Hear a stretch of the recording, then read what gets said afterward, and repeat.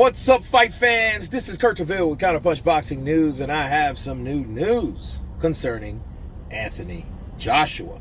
Anthony Joshua states that no one lives in his head rent-free. Not Deontay Wilder, not Tyson Fury, not any other fighter lives in his head rent-free. He's not worrying about these other fighters. He's paying his own rent, and whoever thinks that these guys are better than me, that's up to them and their public opinion. However, the only way to know who's the best is get them in the ring with me. Those are the words of Anthony Joshua, and you know what? Spoken like a true champ. I have to agree with him on this situation. And I'm going to back it up with proof. See, and there's a counterpunch at the end, but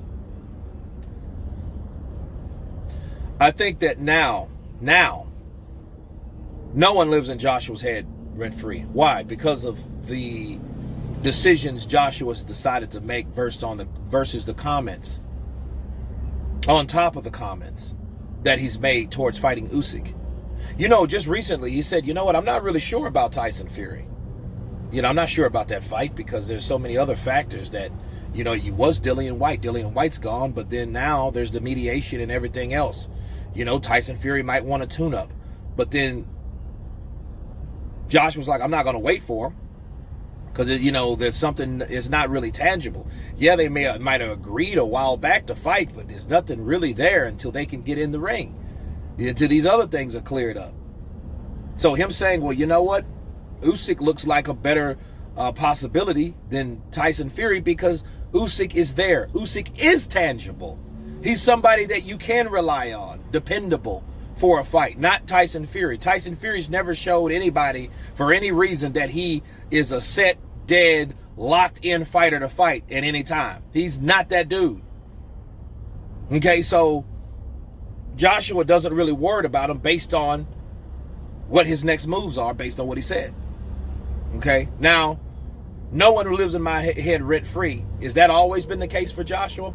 I don't think so. I think that once upon a time, Joshua was too busy and too focused on another fighter that didn't even, we know now, didn't even want to get in the fucking ring with him. To the point where he took his eyes off the ball. Okay, and I think when you split your focus, some people can only focus on one thing at a time, and because it's the most simplest. You know, it's the most logical thing. Let me focus on the fighter at hand. Not, let me try to fight this guy, then worried about this guy and talk only about this guy. Your focus is split. You're not focusing on one person or one particular thing or one objective. You know, multitasking when it comes to boxing is very dangerous. Okay, because that multitasking, thinking about something else, you're not 100% focused. When you're not focused, that's when errors or problems occur. Okay, and that's what happened. So I think at one point, people were living in his head. He was trying to do certain things. Give you another example. When Deontay Wilder knocked out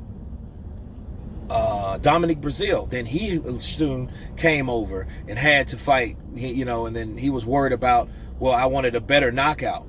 Well, because of that shit, he was rushing to try to get Andy Ruiz out of there, and then Andy Ruiz ended up catching him. You see what I'm saying? So that's how you cannot worry about someone else's progress or possible fights. You have to worry about your own, and I think Anthony Joshua learned that, okay, in the recent year. Like, you can only worry about you. You're fighting all these top fighters where these other guys are not. So if you want to compare anything, compare what your progress and what you've done in the sport to anybody else's, and it doesn't really compare. Especially the guys that call themselves the top three, Counterpunch. So yeah, I don't think he's no one living in his head because he has no illusions of what could possibly happen, right? But at the same time, it's like, look, this is what it is, right? This is what it is, and I have no illusions of what possibly could happen. But anyway, that's me wrapping it up. You guys tell me what you think. Of course, please subscribe. And you guys been Counterpunch. Peace.